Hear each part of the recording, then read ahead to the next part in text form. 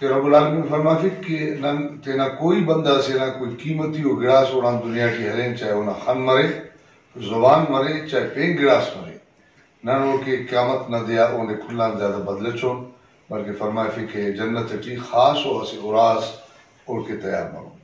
لہذا کھلا مست کرے نم دا معاشرہ حصہ ہو رہی اور اللہ نہ بندہ ہو رہی، محمد رسول اللہ نہ ذات نزیہ اور نبوت نزیہ یقین تخرے نم بھی ہموں قیمتی ہو رہے ہمارے کے نام زبان والا. ڈیف ڈسیبل ایسوسی ایشن خضدار کے ضلع قائدین اپنے ترجمان کے ہمراہ خصوصی وفد کی صورت میں خضدار پریس کلب آ گئے، جہاں انہوں نے خضدار پریس کلب کے نومنتخب کابینہ کو مبارکباد پیش کی. ہماری مزید اپڈیٹس حاصل کرنے کے لیے سبسکرائب کر لیں تشریح نیوز کا یوٹیوب چینل اور لائک کمنٹ کرنا نہ بھولیے، اور فیس بک ٹویٹر پر بھی ہمیں فالو کیجیے.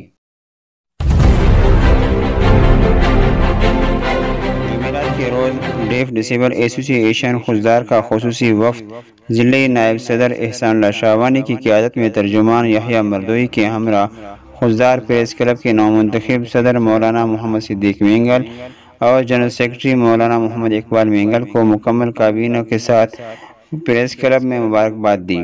اس موقع پر سینئر صحافی ندیم گرگناڑی، علی شیر ناز براہوئی، یونس بلوچ، عبدالواحد شاہوانی، عبدالرزاق سمیت دیگر صحافی برادری موجود تھے، جبکہ ڈیف ڈسیبل رہنما عبداللہ شاہوانی، شعیب مینگل، آصف مینگل، ذاکر گنگو، عبدالغنی گنگو، عاقب جاوید، فیاض احمد اور دیگر وفد میں شامل تھے.